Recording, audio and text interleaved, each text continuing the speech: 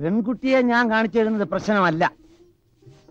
കാണിച്ചു തന്നാലും ഒരു ഭാര്യ നിലയുള്ള സ്ഥിതിക്ക് നിങ്ങൾക്ക് അവളെ കല്യാണം കഴിക്കാൻ പറ്റില്ലല്ലോ. പ്രേമിച്ചു കിട്ടിയാൽ മതി. അവള് പറയണം, അച്ഛാ എനിക്ക് ഗോവിന്ദേട്ടനെ തന്നെ കല്യാണം കഴിച്ചാൽ മതി. ബെറ്റി ഞാൻ ചോദിച്ചു അല്ലേ? അയാളുടെ ഒരു വശത്തെ മീശ എടുത്ത് കാണാൻ എനിക്ക് ആഗ്രഹമുണ്ട്. തനിക്ക് അങ്ങനെ ഒരു ആഗ്രഹം ഉണ്ടാവുന്നുള്ളത് ഞങ്ങൾക്കറിയാം.